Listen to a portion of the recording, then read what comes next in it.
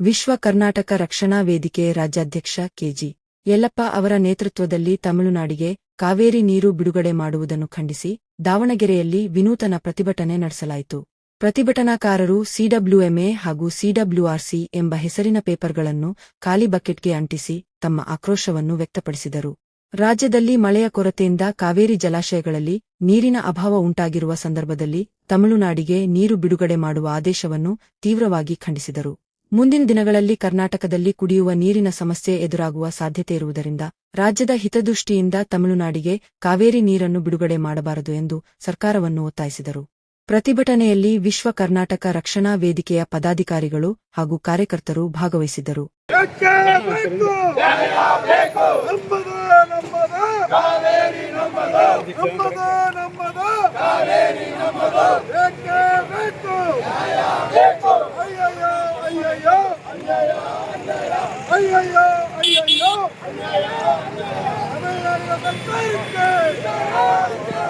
ರೈತರ ಹೊಟ್ಟೆ ಮೇಲೆ ಕಲ್ಲು ಹಾಕಿದಂತ ಪ್ರಶ್ನೆ ತಮಿಳುನಾಡಿನ ಸರ್ಕಾರಕ್ಕೆ, ಕಾವೇರಿ ನೀರು ನಿಯಂತ್ರಣ ಸಮಿತಿಗೆ, ಕಾವೇರಿ ನೀರು ನಿರ್ವಹಣಾ ಪ್ರಾಧಿಕಾರಕ್ಕೆ, ಕಾವೇರಿ ನೀರು ನಿಯಂತ್ರಣ ಸಮಿತಿಗೆ, ಕಾವೇರಿ ನೀರು ನಿರ್ವಹಣಾ ಪ್ರಾಧಿಕಾರಕ್ಕೆ ಬೇಕೇ ಬೇಕು.